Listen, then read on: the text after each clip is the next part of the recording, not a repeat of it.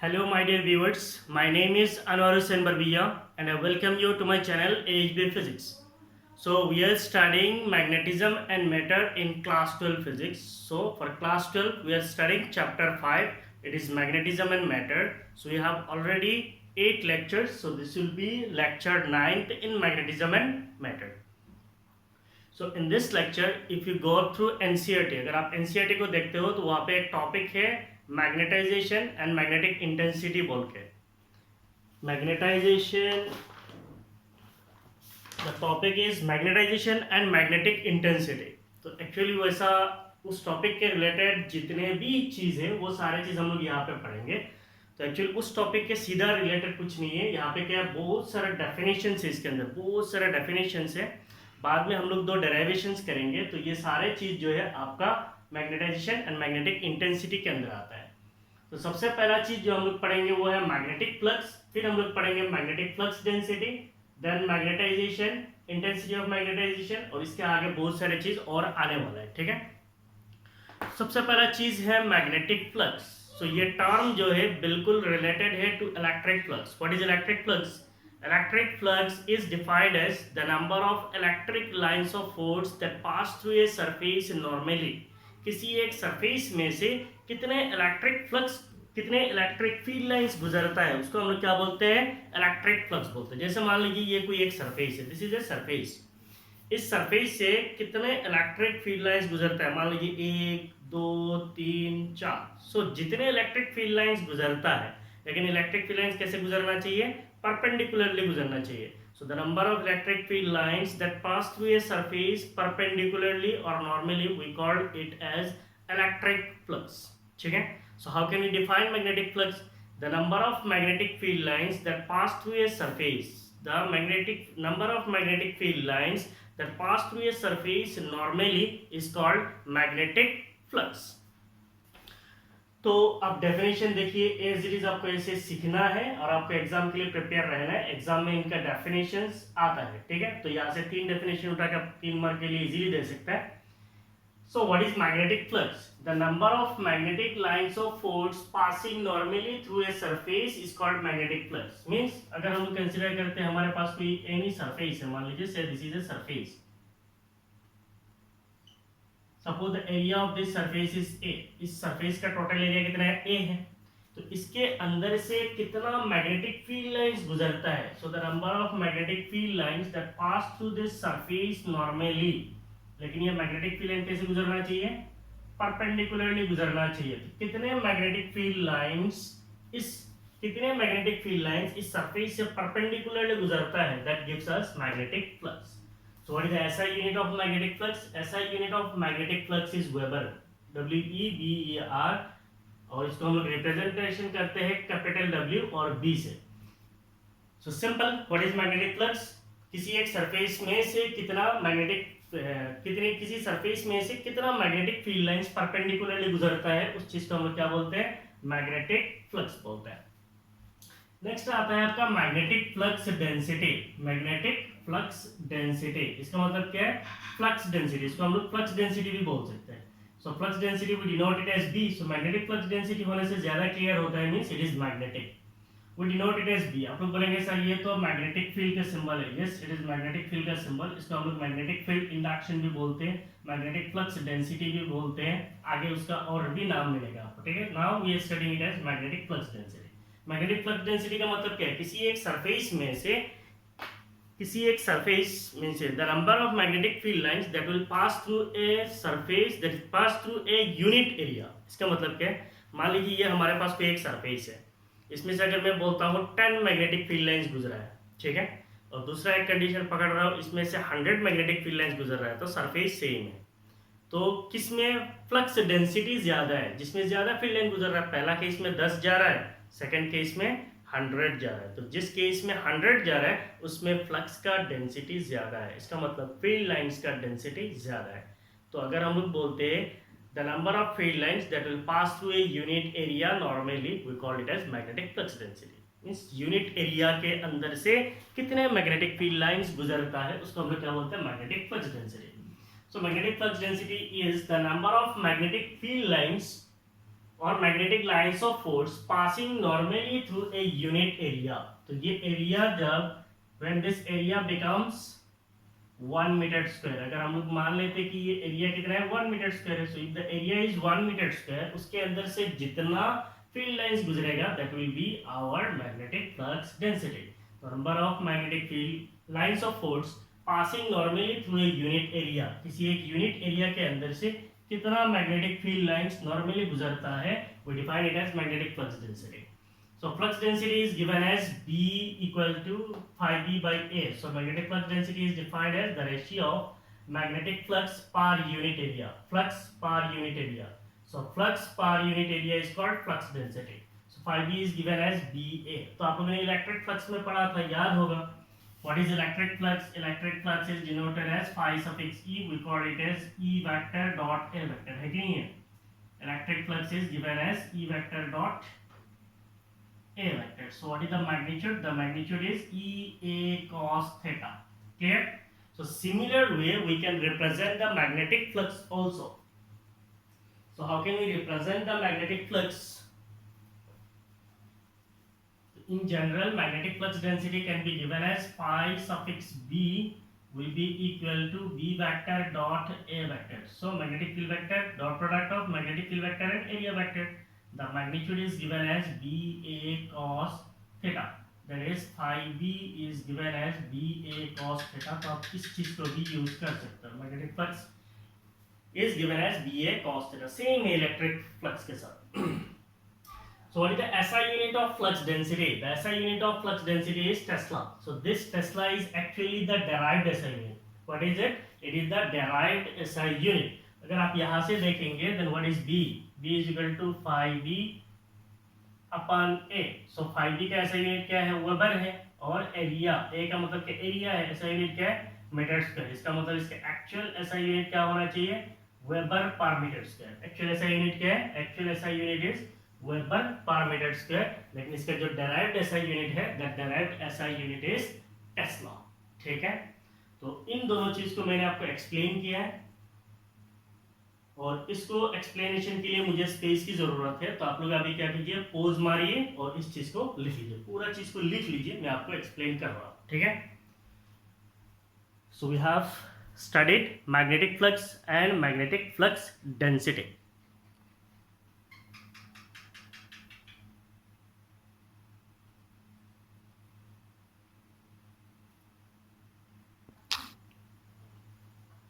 So now we'll study magnetization and intensity of magnetization. Magnetization and intensity of magnetization. उसको हम लोग magnetization भी बोलते हैं, मैं आपको explain कर रहा हूँ. So when we say magnetization, इससे क्या पता चलता है? ये एक process है. Magnetization is it, मान लीजिए electrification है. So it is a process of electrify.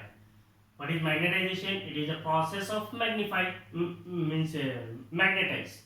So magnetization is actually a process that makes a substance magnetic, that can be temporarily or permanently. So what is magnetization? It is a process of converting a substance into magnetic. किसी एक substance को अगर हम लोग magnetic substance में बदल सकते हैं तो उसको हम लोग क्या बोलते हैं? मैग्नेटाइजेशन बोलते हैं. तो सिंपली कोई एक चीज जिसको अगर हम मैग्नेटिक फील्ड के अंदर रखते हैं वो खुद अगर मैग्नेटाइज हो जाता है, अगर उसके अंदर का जो मैग्नेटिज्म है वो अगर टेम्पोररी भी हो सकता है, परमानेंट भी हो सकता है. कुछ चीज परमानेंट मैग्नेटाइज हो जाता है, उसको हम लोग परमानेंट मैग्नेट बोलते हैं, कुछ टेम्पोररीली होते हैं. तो अगर किसी एक सब्सटेंस को मैग्नेटिक फील्ड के अंदर रखने से वो अगर मैग्नेटाइज हो जाता है, इस प्रोसेस को कहा जाता है मैग्नेटाइजेशन. मैं इस चीज को रिवाइंड करने के लिए आप एक बार कोशिश याद कीजिए. आप लोगों ने पढ़ा था circulating current loop as magnetic dipole. Means किसी अगर एक लूप में करंट फ्लो होता है, that is current loop as magnetic dipole. किसी लूप में अगर करंट फ्लो होता है, उस लूप को हम लोग मैग्नेटिक डायपोल की तरह कंसीडर कर सकते हैं. इसको हम लोगों ने पढ़ा है चैप्टर 4 में. फिर हम लोगों ने पढ़ा था atom as magnetic dipole. Means किसी भी एटम जो है वो खुद एक मैग्नेटिक डायपोल है.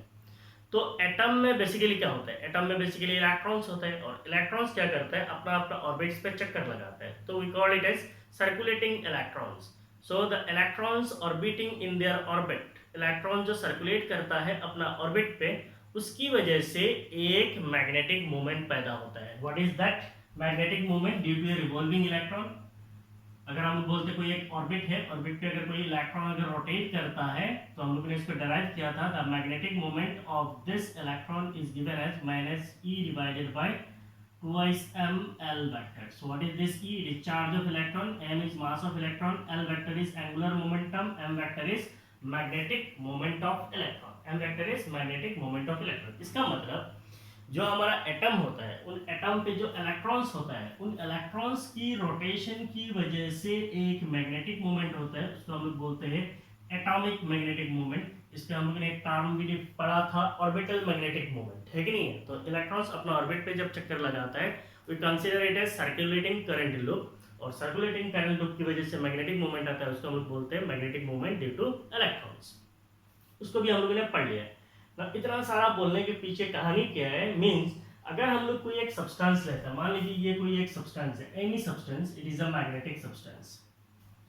अब इसके अंदर कितने एटम्स होगा, there will be infinite atoms, means there will be infinite का मतलब ऐसा नहीं है कि कैलकुलेट नहीं कर सकते, क्योंकि पर यूनिट वॉल्यूम अगर हमें पता है देन वी कैन कैलकुलेट।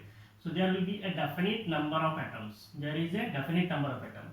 तो हर एक एटम के अंदर क्या है, हर एक एटम के अंदर इलेक्ट्रॉन्स हैं, और हर इलेक्ट्रॉन का क्या है, हर इलेक्ट्रॉन का मैग्नेटिक मोमेंट है। इसका मतलब ये सारे एटम्स का मैग्नेटिक मोमेंट को अगर हम लोग जोड़ देंगे then will get a net magnetic moment, then we'll get a net magnetic moment, and we'll denote this net magnetic moment as m net vector। तो आप लोग अब यहाँ पे कंफ्यूज नहीं होना, m net vector से रिप्रेजेंट करेंगे। अच्छी तरीके से सुनिए, कोई भी अगर मैग्नेटिक मटेरियल है, what is this, this is a magnetic substance, this is a magnetic substance.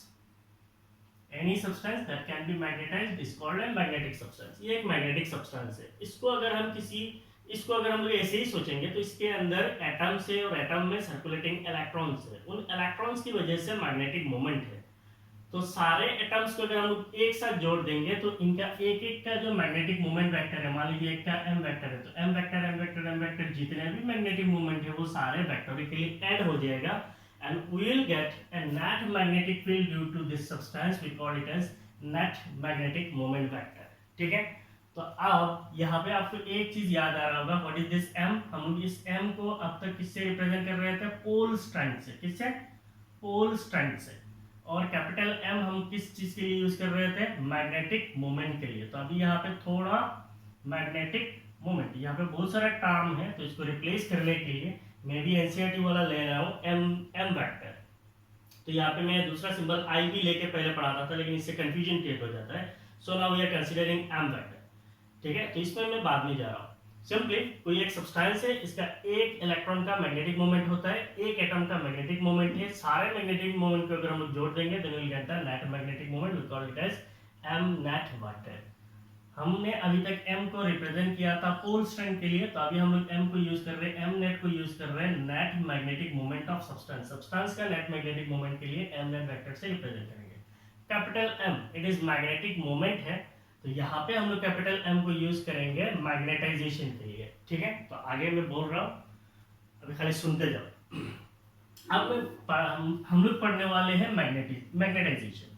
तो what is our magnetisation, magnetisation is a process, ये एक प्रोसेस है by which process of magnetisation means किसी एक सब्सटेंस को अगर हम लोग मैग्नेटाइज करते हैं, उस प्रोसेस को हम लोग बोलते हैं मैग्नेटाइजेशन। ठीक है, so now we consider that we have a substance। मान लीजिए हमारे पास कोई एक मैग्नेटिक सब्सटेंस है, this is a magnetic substance, so this is a magnetic substance. इस मैग्नेटिक सब्सटेंस को अगर मैं कोई एक यूनिफॉर्म मैग्नेटिक फील्ड के अंदर रख देता हूं, से this is a uniform magnetic field, तो ये हो गया हमारा एक यूनिफॉर्म मैग्नेटिक फील्ड। इसको मैं एक्सटर्नल मैग्नेटिक फील्ड भी बोल सकता हूं। So we are denoting it as B naught vector, we are denoting it as B naught vector. हमारा ये मैग्नेटिक सब्सटेंस जो है, इसको मैंने एक यूनिफॉर्म मैग्नेटिक फील्ड के अंदर रख दिया।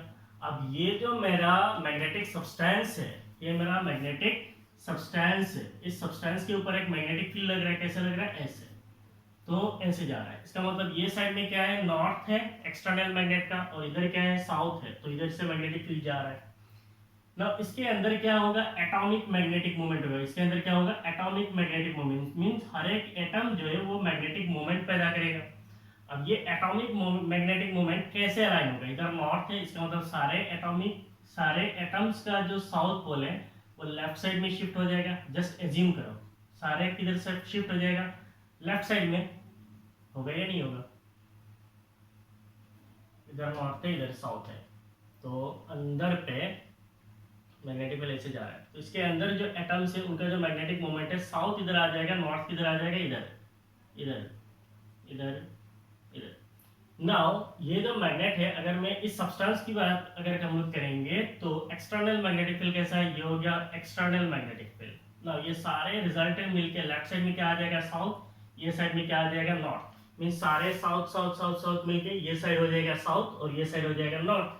नाउ ये सब्सटेंस के अंदर है, किसी भी चीज के अंदर मैग्नेटिक सब्सटेंस के अंदर जो मैग्नेटिक फील्ड फ्लो होता है वो किधर फ्लो होता है, साउथ पोल से लेके नॉर्थ पोल की तरफ। नाउ एज्यूम ये जो साउथ पोल से लेकर नॉर्थ पोल की तरफ मैग्नेटिक फील्ड जा रहा है, इसको हम लोग क्या बोल सकते हैं, B M. It is magnetic field due to magnetisation. Means ये सब्सटेंस मैग्नेटाइज होने की वजह से एक मैग्नेटिक फील्ड पैदा हुआ, और एक मैग्नेटिक फील्ड इसके अंदर फ्लो हो रहा है। कौन सा magnetic field, it is the external magnetic. इसको शायद एक छोटा हो गया इसलिए आपको दिखाई नहीं दे रहा, ऐसा थोड़ा बड़ा करके ले लेते हैं, ठीक है। तो एक तो इसके अंदर मैग्नेटिक फील्ड जा रहा है, वो मैग्नेटिक फील्ड कौन सा है, बी नॉट वेक्टर है। मींस बाहर का जो मैग्नेटिक फील्ड है वो इसके अंदर से ऑलरेडी गुजर रहा है। नेक्स्ट इसका ये साइड साउथ पोल की तरफ बिहेव करता है, ये साइड नॉर्थ पोल की तरफ बिहेव करेगा। क्यों करेगा, क्योंकि सारे एटम मैग्नेटाइज हो जाएगा, इस साइड में साउथ आ जाएगा, उस साइड में नॉर्थ आ जाएगा, ये सब्सटेंस के अंदर है, तो यहाँ पे और एक मैग्नेटिक फील्ड फ्लो होगा। सो this is another magnetic field. अंदर पे एक मैग्नेटिक फील्ड है, वो कौन सा जा रहा है, बी नॉट वेक्टर। ये हो गया आपका बी नॉट वेक्टर, और एक मैग्नेटिक फील्ड पैदा हुआ, इसको हम क्या बोल सकते हैं, magnetic field due to magnetisation. ना आप देखिए ये जो बी नॉट वेक्टर है और बी एम वेक्टर है, ये दोनों किधर जा रहा है, सेम डायरेक्शन पे जा रहा है। इसका मतलब एक्सटर्नल मैग्नेटिक फील्ड और magnetic field due to magnetisation they are in the same direction. अगर मैं बोलता हूँ what is the net magnetic field inside, तो अंदर पे दो मैग्नेटिक फील्ड फ्लो हो रहा है, एक हो गया बी नॉट वेक्टर, दूसरा हो गया बी एम वेक्टर। ये दोनों क्या है, सेम डायरेक्शन पे। इसका मतलब नेट मैग्नेटिक फील्ड क्या होगा, B naught vector plus B M vector. जो नेट मैग्नेटिक फील्ड होगा वो क्या होगा, B naught vector plus B M vector. क्यों है, क्योंकि ये दोनों सेम डायरेक्शन पे। तो इसका मतलब इसका जो लेफ्ट साइड है that will act as south pole, इसका राइट साइड जो है it will act as north pole. तो अंदर पे एक मैग्नेटिक फील्ड भी क्रिएट हो जाएगा। अब हम लोग अगर बोलेंगे ये कोई एक सब्सटेंस है, it is acting like a bar magnet now, तो इसका जो मैग्नेटिक फील्ड होगा कैसा होगा,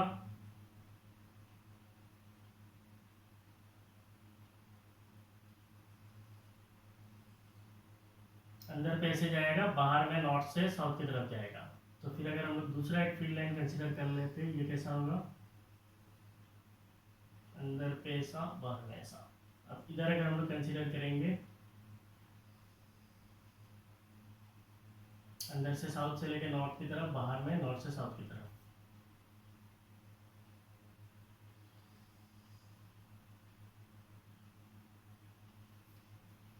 तो अंदर पे एक मैग्नेटिक फील्ड क्रिएट हो गया, that internal magnetic field we are now calling it as B M vector, है कि नहीं है।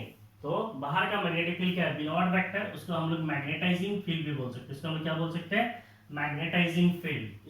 इसको हम लोग मैग्नेटाइजिंग फील्ड क्यों बोलेंगे, क्योंकि ये खुद मैग्नेटाइज कर रहा है, तो इसीलिए इसको हम लोग बोलेंगे मैग्नेटाइजिंग फील्ड।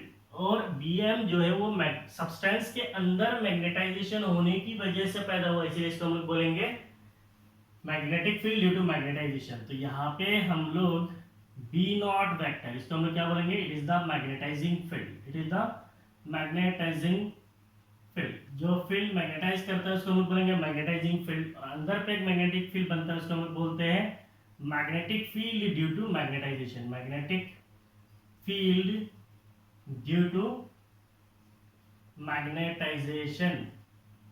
और अगर हम लोग बोलेंगे सब्सटेंस के अंदर नेट मैग्नेटिक फील्ड क्या होगा, it is B vector, so it is the net magnetic field, net magnetic field inside magnetic substance. Magnetic substance, net magnetic field inside magnetic substance. तो मैग्नेटिक सब्सटेंस के अंदर जो net magnetic field होगा उसको हम लोग किससे डिनोट करेंगे, बी वेक्टर से। तो इसका मतलब नेट मैग्नेटिक फील्ड जो बी वेक्टर होगा, that net magnetic field can be given as B naught vector plus B M vector. So this is the net magnetic field in vector form. Magnitude में बोलेंगे then it is B will be equal to B naught plus B M, magnitude में बोलोगे तो आप ऐसे भी लिख सकते हो। वेक्टोरिकली ऊपर में है, नीचे में मैग्नीट्यूड पे है। ठीक है, तो सीधा इससे आपको क्या पता चला है, कोई भी अगर मैग्नेटिक सब्सटेंस को किसी एक बाहर का मैग्नेटाइजिंग फील्ड के अंदर रख देते हैं तो उसके अंदर जो एटम्स होता है वो अलाइन होता है। उनकी अलाइनेशन की वजह से एक मैग्नेटिक फील्ड पैदा होता है। कहाँ पे? सब्सटेंस के अंदर। तो सब्सटेंस के अंदर जो मैग्नेटिक फील्ड पैदा होता है उसको हम बोलते हैं magnetic field due to magnetisation. और बाहर की मैग्नेटिक फील्ड, ये दोनों क्या होता है? सेम डायरेक्शन पे होता है, जिसकी वजह से जो नेट मैग्नेटिक फील्ड होता है वो ऐड हो जाता है। So this is what is your magnetisation. So अभी यहाँ पे हम लोगों ने इसको एक्सप्लेन किया, when a magnetic substance is placed in the magnetising field. जब हम किसी एक मैग्नेटिक सब्सटेंस को मैग्नेटाइजिंग फील्ड के अंदर रखते हैं, then the substance get magnetise, तब वो सब्सटेंस क्या हो जाता है? मैग्नेटाइज हो जाता है। The net magnetic field inside magnetic substance is the sum of magnetising field and the magnetic field due to magnetisation. ठीक है, एग्जाम में अगर आता है डिफाइन मैग्नेटाइजेशन, तब आपको ये नहीं लिखना, तब आपको कौन सा लिखना है? ये लिखना है। ठीक है, ये तो प्रोसेस हो गया, ये लिखना है डिफाइन मैग्नेटाइजेशन। और डिफाइन इंटेंसिटी ऑफ मैग्नेटाइजेशन अगर पूछता है then you have to write this definition. So what is the magnetization? The magnetic dipole moment per unit volume of the substance is known as intensity of magnetization or magnetization। इसका मतलब ये जो substance हमने रखा था, ये क्या है? हमारा कोई एक मैग्नेटिक सब्सटेंस है, इसको मैग्नेटाइजिंग फील्ड के अंदर रखा है। इसका एक यूनिट वॉल्यूम ले लेते हैं। कितना वॉल्यूम लेना है? Unit volume, that means 1 metre cube volume लेना है। तो 1 मीटर क्यूब वॉल्यूम के अंदर, 1 मीटर क्यूब वॉल्यूम के अंदर कितना मैग्नेटिक मोमेंट पैदा होगा उसको हम लोग क्या बोलेंगे? Magnetisation. So it is the magnetic dipole moment per unit volume. 1 metre cube volume के अंदर कितना मैग्नेटिक मोमेंट पैदा होता है उसको हम लोग बोलते हैं मैग्नेटाइजेशन और intensity of magnetisation. So magnetisation को डिनोट करने के लिए, magnetisation is the net magnetic moment per unit volume. एक सब्सटेंस के अंदर, पूरा सब्सटेंस के अंदर कितना मैग्नेटिक मोमेंट पैदा हुआ है, it is the net magnetic moment. और इसका एक यूनिट वॉल्यूम से अगर डिफाइन कर देंगे then will get the magnetisation. सीधा बात, कोई एक सब्सटेंस को आप मैग्नेटिक फील्ड के अंदर रख दो, वो मैग्नेटाइज हो जाएगा। पूरा सब्सटेंस का जो मैग्नेटाइजेशन होगा, मींस पूरा सब्सटेंस का जो मैग्नेटिक मोमेंट होगा उसको अगर एक टोटल वॉल्यूम से अगर हम लोग डिवाइड कर देंगे then will get the intensity of magnetisation और मैग्नेटाइजेशन।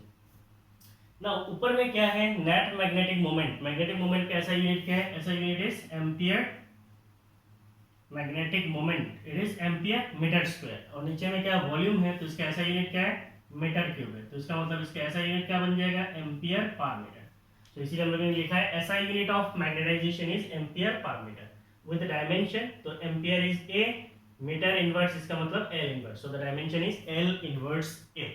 तो एग्जाम में अगर इंटेंसिटी ऑफ मैग्नेटाइजेशन या मैग्नेटाइजेशन के डेफिनेशन लिखने हैं तो ये आपको लिखना, मींस एक यूनिट वॉल्यूम के अंदर कितना मैग्नेटाइजेशन होता है, एक यूनिट वॉल्यूम के अंदर कितना मैग्नेटिक मोमेंट पैदा होता है उसको हम लोग बोलते हैं इंटेंसिटी ऑफ मैग्नेटाइजेशन और सिंपली मैग्नेटाइजेशन। ठीक है, तो ये लेक्चर लंबा हो सकता है, बहुत लंबा होगा शायद। आप इसको पोज मारिए, लिख लीजिए।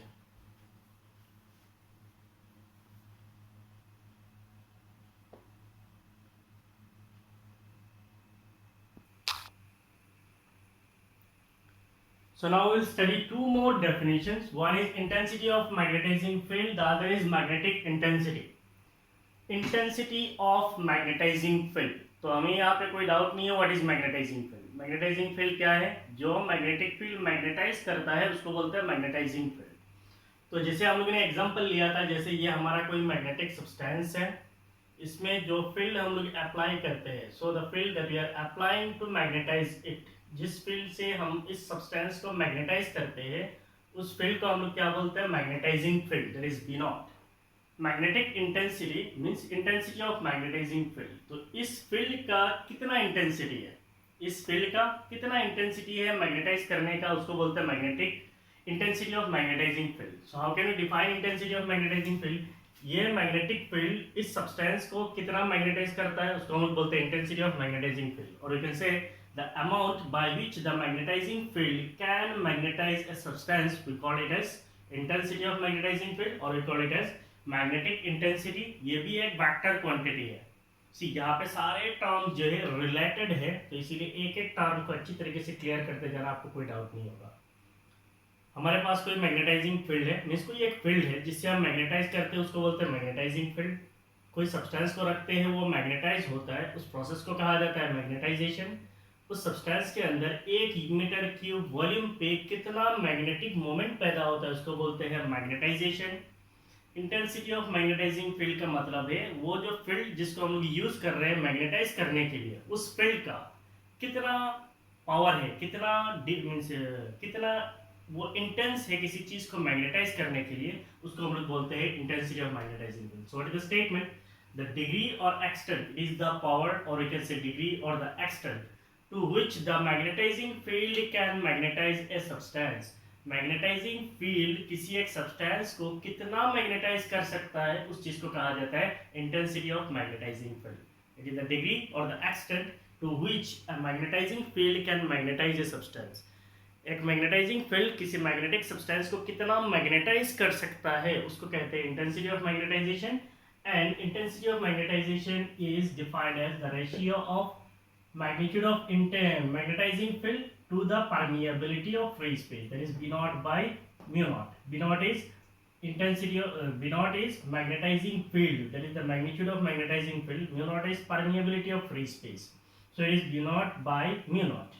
इसको अगर वेक्टोरिकली लिखेंगे, so B naught is magnetic field, so it is a vector quantity. H is intensity of magnetizing field, so it is also a vector field. So this will be vector, this will be vector. Last में यहाँ पे मैंने लिखा है H vector will be equal to B naught vector by mu naught. Means ये vector representation है, ये magnitude में. तो magnitude में अगर हम लोग B naught define करेंगे, then it will be mu naught into H. B naught will be mu naught into H. अगर H का SI unit निकालेंगे तो कैसे निकाल सकते हैं? H is B naught by mu naught. What is H? H is B naught by mu naught. What is B naught? Magnetic field. SI unit is Tesla. Mu naught हम लोगों ने पढ़ा, it is Tesla meter per ampere. So Tesla will get cancelled. That means the SI unit will be ampere per meter. SI unit will be ampere per meter. ठीक है? So intensity of magnetizing field का SI unit क्या है? Ampere per meter है. Next is magnetic permeability. तो इसमें एक word है magnetic permeability, means कितना permeate करता है, permeable है. कितना permeable है इसका मतलब क्या है? किसी एक substance के अंदर कितना मैग्नेटिक फील्ड गुजर सकता है, उस चीज को कहा जाता है परमिएबिलिटी। किसी एक सब्सटेंस के अंदर कितना मैग्नेटिक फील्ड गुजर सकता है उसको कहा जाता है permeability. Magnetic permeability is we can say it is the degree और the extent to which a substance allows the flow of magnetic field through it. कोई एक सब्सटेंस अपने अंदर से कितना मैग्नेटिक फील्ड को गुजरने देता है उसको कहा जाता है magnetic permeability. So what is magnetic permeability? Magnetic permeability we denote it as mu. It is the degree और extent to which the magnetic lines of force can enter a substance is known as magnetic permeability. किसी एक substance के अंदर से कितना magnetic field line गुजर सकता है उसको कहा जाता है magnetic permeability. तो कुछ चीज जो है magnetic field lines को अंदर से अच्छी तरीके से जाने नहीं देगा तो उसका permeability कम होगा, कोई चीज easily जाने देगा तो उसका permeability ज्यादा होगा. So magnetic permeability of a substance is equal to the ratio. So how to define it? It is equal to the ratio of magnitude of magnetic induction. So magnitude of magnetic induction we denote it as B. We call it as magnetic field intensity, that is B. So magnitude of magnetic induction is B. To the intensity of magnetizing field it is H. So B by H we call it as mu. Magnetic permeability is defined as the magnetic induction B to the magnetic intensity of magnetizing field or magnetic intensity, that is B by H. So if you define B, then it will be mu into H. So magnetic induction can be given as the product of magnetic permeability times ये क्या है? Intensity of magnetizing field or magnetic intensity. Now if you define the unit of magnetic permeability mu, so it is B by H. B is Tesla, H is per ampere per meter. So Tesla per ampere meter, Tesla meter per ampere. जो हम लोगों ने पढ़ा था magnetic permeability का SI unit क्या है? Tesla meter per ampere है. ठीक है? तो ये था अभी तक ये दो डेफिनेशन, और डेफिनेशन से हम लोग पढ़ रहे हैं, तो पहले आप इसको पोज मारिए, लिख लीजिए।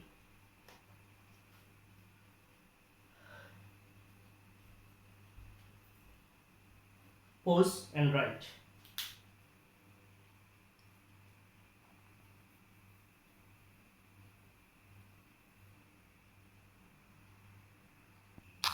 So now we'll study the last two definitions.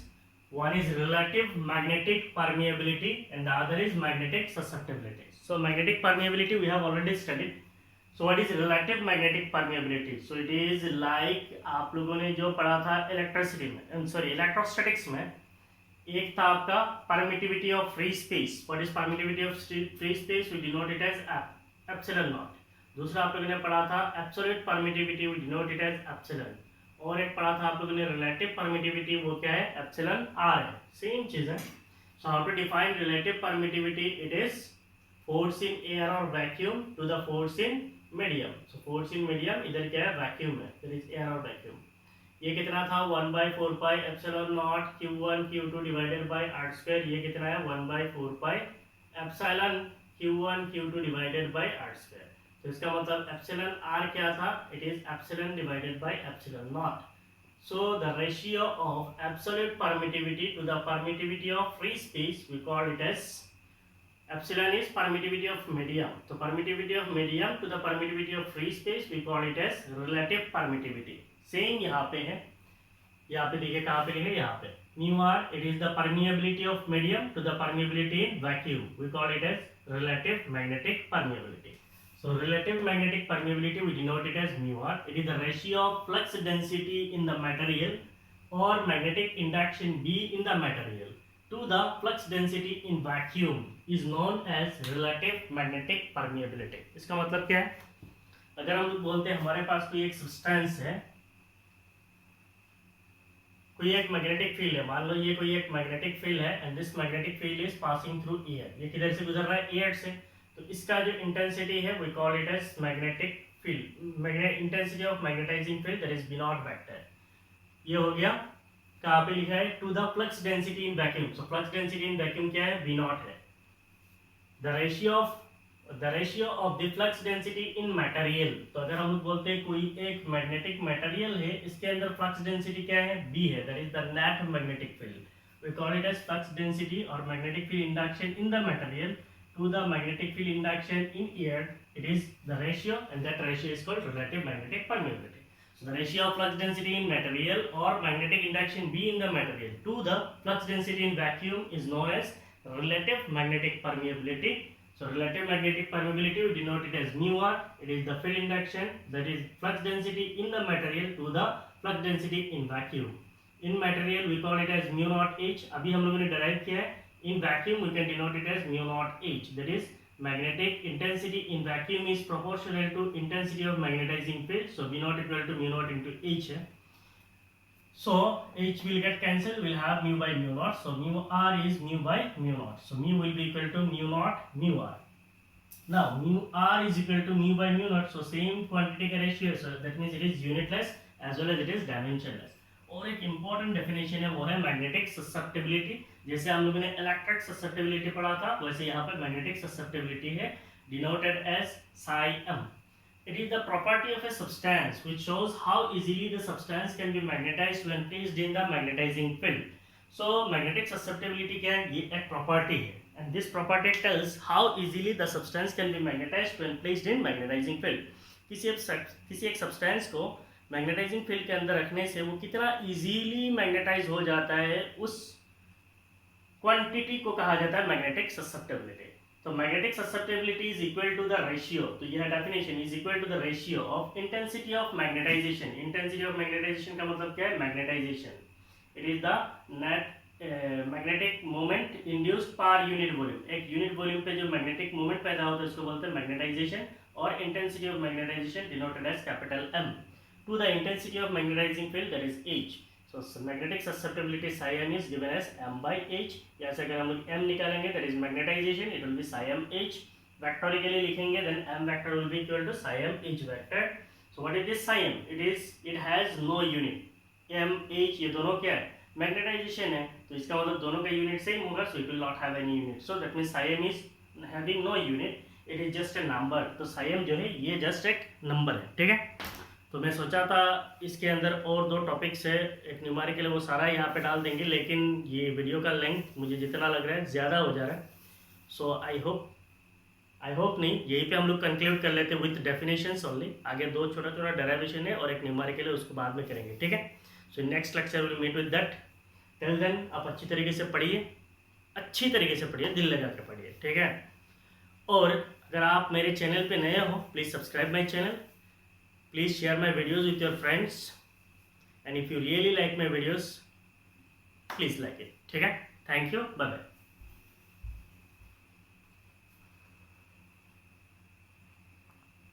Pose मारिए, लिख लीजिए।